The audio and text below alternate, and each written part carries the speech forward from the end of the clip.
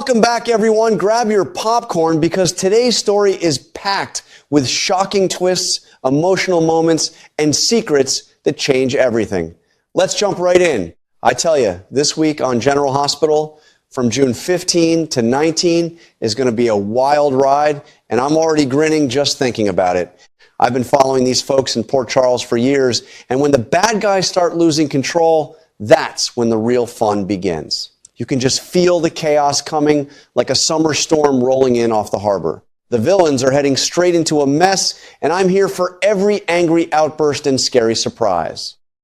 My heart's already pounding because so many storylines are heating up at the same time. It's that classic Port Charles madness where one wrong move sets off a chain reaction and nobody's safe. First off, get ready for the big fallout from a shocking arrest. Jen Sidwell, played by that talented Carlo Rota, is about to get hauled in by the police for plotting to kill Lucas Jones. Can you believe it?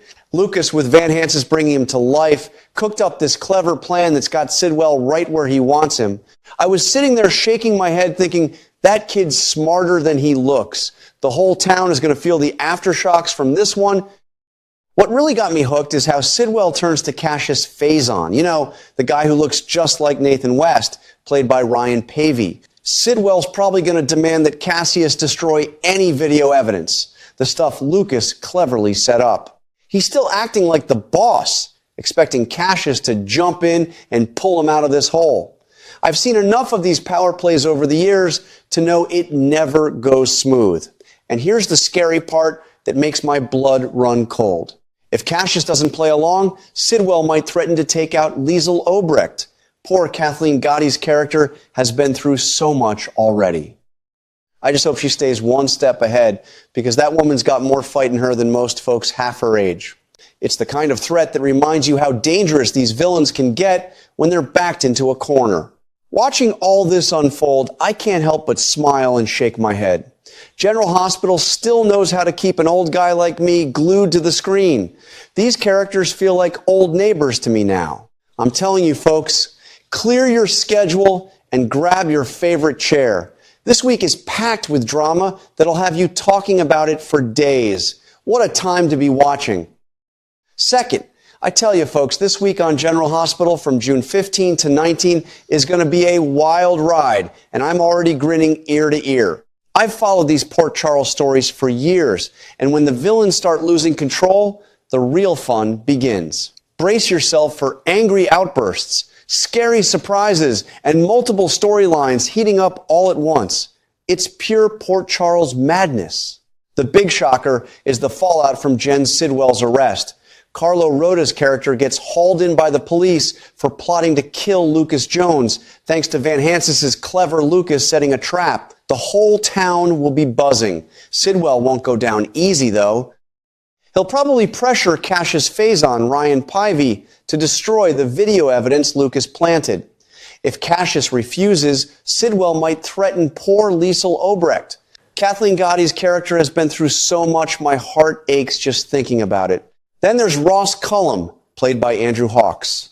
He's going to be furious about Sidwell's legal troubles and all the unwanted attention on their secret project, especially when it's so close to completion. Cullum is counting on Liesl to finish what Britt Westbourne started, but Carly Spencer, Laura Wright, is still searching Windermere.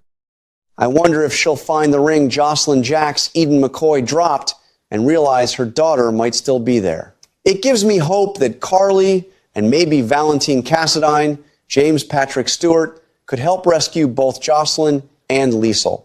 A mother's love is a powerful thing, isn't it? These twists keep me glued to the screen every time. The characters feel like old neighbors now. Grab your coffee, settle in, and enjoy the drama this week. Won't disappoint.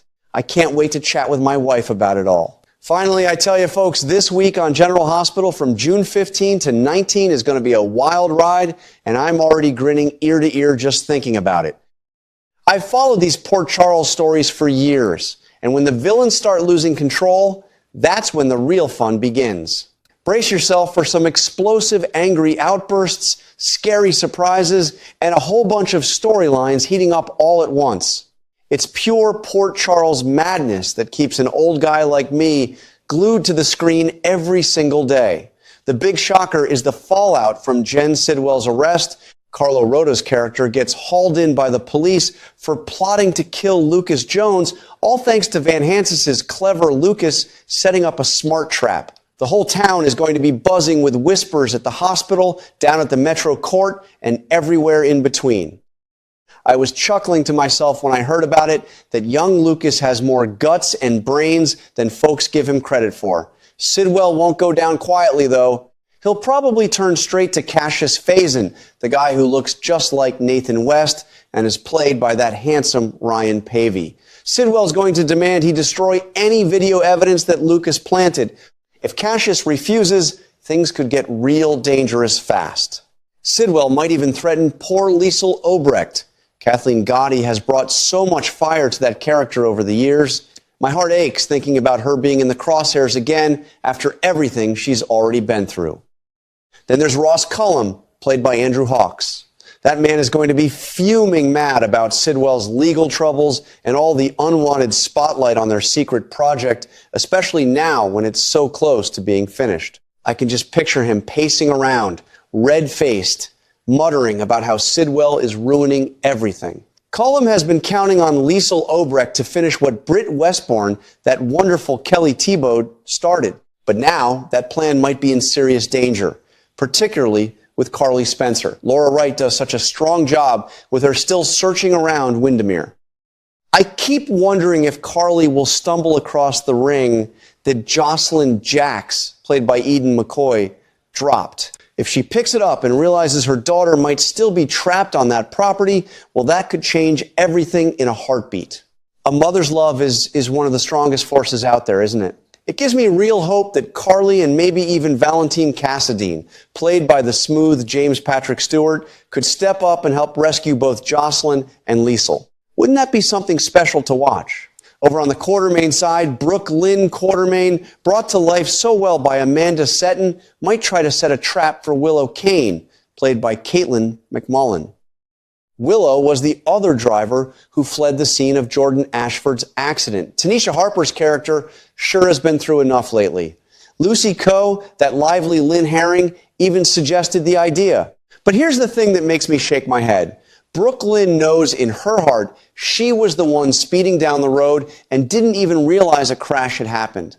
Trying to pin the blame on Willow to ruin her reputation is a big gamble, but it looks like one Brooke Lynn is more than willing to take. I wonder if she'll finally come clean and tell Tracy Quartermaine Jane Elliott plays her with such steel the whole truth. Will Tracy go along with it? Or will she think it's way too risky, especially with Harrison Chase, played by Josh Swickard, always looking for reasons to protect Willow? These family tensions always pull me right in, because they feel so real, like the kinds of arguments we all have with our own relatives. Meanwhile, Christina Corinthos Davis, played beautifully by Kate Mansi, will continue her farewell tour around Port Charles before she leaves town. She's got some big dreams ahead, shadowing a doctor and eventually heading off to UCLA for medical school. It's bittersweet watching her say goodbye to so many loved ones. I find myself getting a little emotional thinking about it because these young characters growing up and chasing their futures remind me of my own kids and how fast time flies. She's leaving with her head held high, but those goodbye scenes are going to tug at the heartstrings for sure. These twists and turns keep me coming back week after week. The characters in Port Charles feel like old neighbors and friends now. Some make me laugh, some make me worry, but they always leave me thinking about life, family, and second chances. Grab your favorite chair, pour yourself a nice cup of coffee or tea, and settle in for the drama. This week definitely won't disappoint. I can't wait to chat with my wife about every single moment of it. What a time to be watching General Hospital.